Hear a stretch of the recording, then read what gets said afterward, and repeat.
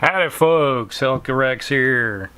Alright, we got some more Plastic Soldier Company vehicles. We have the British A9, A10 Cruiser Tanks.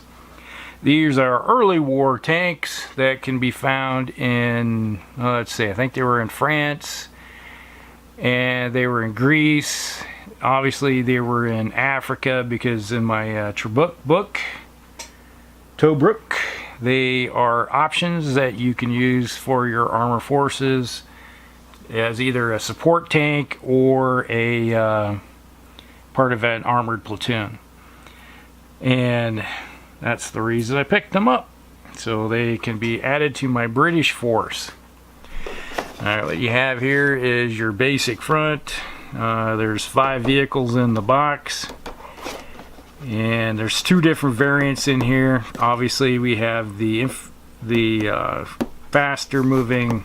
This is the A9 on the front right here. The A10 removed the 2 machine guns and added more armor to the front, which made it a little more, like 2 tons more armor, and it slowed it down a little bit. So yeah, obviously here's the A9. That looks like the A10 on the front here, right there on the back. So basically you have the A9, A10 cruiser tanks. Each sprue includes options to build the variants using the desert, sand skins, A9 close support, and A10 Mark II close support, and contains tank commanders. And you have a painting guide of what paints to use from Vallejo. Kind of hard every once in a while to find Vallejo paints. They're not too popular in this area for some reason, but they're around. Alright, let's crack this baby open and see what we have. Alright. Obviously this is an older box. I don't think it has, nope. It doesn't say Battlegroup on the box label like the previous ones. Alright, I'll put that there. Alright, so we have 5 sprues, and where's the information sheet here?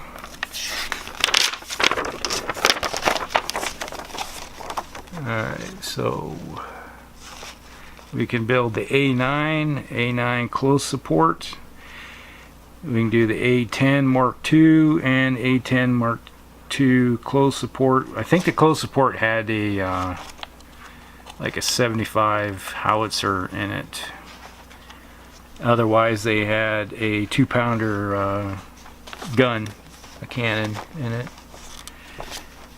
That's okay. So basically, kind of nice is that you look at the variant that you want to run.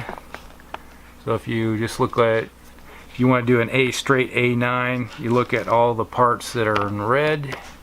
Some parts are all in common, which will be in gray, which every single vehicle will have.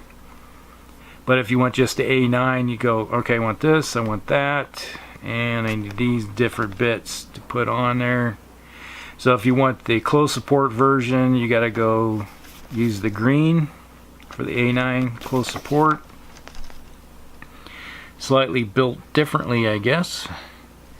And if you want the A10, you have to use this hull here, lower hull, and this upper hull, which also includes the other A10 versions also, which you can see here, these 3. I'll use the lower, and the close support also has a different upper hull. And then you have all your different weapon options right here. You're gonna have the A10, and then there's the A9. I think they had 2 different types of machine guns in the, as a coaxial. It was like a Bursa or something like that, versus a Vickers. And then the close support, bigger cannons, you know, howitzers. And on the back we got the product placement, all the different bits. Nice telling you where everything goes, which is nice because sometimes you can get communicate with yourself and like, what was that? So if you're figuring out which version you want, I'm thinking with the A9s, I might go with 3 A9s and then 2 A10s. And I'll have to look at my book again to make sure that I don't know in that book if they list any CS's, close support. And then you just have your assembly guide go through and tell you how all the different steps to go through and put these together. So that's that there. And let's just look at some sprues. Alright, so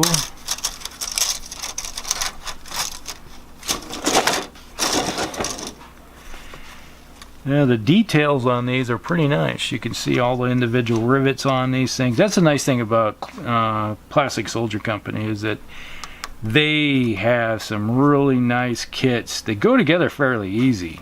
I have yet to find one that has too many problems with it. And usually the problems I always found was the tank commanders, trying to fit them in, because sometimes the tank commanders, the bottom of the hole, you know, they have a large flange at the bottom where they're supposed to put them into the... So imagine you have this, that's your hole in your cupola, or the hatch, where they go in, and then you have something slightly bigger, and you're like, oh, I got to shave it down so he'll slide in and get into where he needs to sit. So a little bit of extra work. I found those on several of the German variants that I did of the Panzer IIIs and 4s. It was a slight problem that way. So, okay. Look at everything. And obviously you have your two different upper hulls. These are the A9s and these are the two A10s. And now you can see here the A10, they built up the front here. So basically where you had the two machine gun ports right here with little turrets, those removed, and then they slat over top with that with some sloped armor, which gives a little bit better defense. But it wasn't all that great. You know, you think about it, early in the war, if you had a tank with 50 millimeters of frontal armor, that was like unheard of practically. And most of them have either 25 or 25 to 40. It wasn't until about 41 when they started up arming, put more armor on the Panzers and other tanks, which the British, when they got their hands on the Stuart 3s, Mark 3s, they M3s, that's when they were like, wow, these are great tanks. They actually have better armor and they're better tanks than what we have, so they really wanted them. Alright, so that's pretty much everything on that, and hopefully that gives you an idea what's in these kits and what you can look forward to when you purchase these. Alright, this is Hellcrix, and this was the M9, M10 Cruiser Tanks, or not M9s, it's A9 A10s Cruiser Tanks from Plastic Soldier Company. And you guys have a great day. Hellcrix out.